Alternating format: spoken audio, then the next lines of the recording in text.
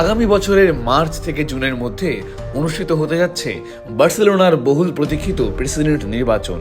বর্তমান সভাপতি হুয়ান লাপোর্তার বিরুদ্ধে লড়াইয়ে নামা প্রার্থীদের মধ্যে মার্ক সিরিয়া এক বিস্ফোরক প্রতিশ্রুতি দিয়ে আলোচনার কেন্দ্রবিন্দুতে চলে এসেছেন। সিরিয়া ঘোষণা করেছেন তিনি জয়ী হলে যে কোনো মূল্যে লিওনেল মেসিকে আবারও ক্যাম্প নোতে ফিরিয়ে আনবেন। 2021 সালে আর্থিক সংকটের কারণে চোখের জলে বার্সা ছেড়েছিলেন লিওনেল মেসি। গত নির্বাচনে লাপোর্তা তাকে ফেরানোর আশ্বাস দিলেও শেষ পর্যন্ত মেসি ইন্টার মায়ামিতে পাড়ি জমান। এবার মার্ক সিরিয়া সেই আক্ষেপ ঘোচাতে চান।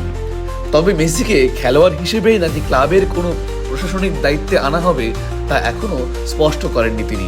সিরিয়া মনে করেন মেসি ও বার্সেলোনার সম্পর্ক হওয়া উচিত মাইকেল জর্ডান ও নাইকির মতো, যা ক্লাবের বাণিজ্যিক ও প্রাতিষ্ঠানিক খরা দূর করবে। 38 বছর বয়সী মেসি সম্প্রতি মায়ামির সঙ্গে 2028 সাল পর্যন্ত চুক্তি বাড়ালেও বার্সার প্রতি তার টান এখনও অমলিন।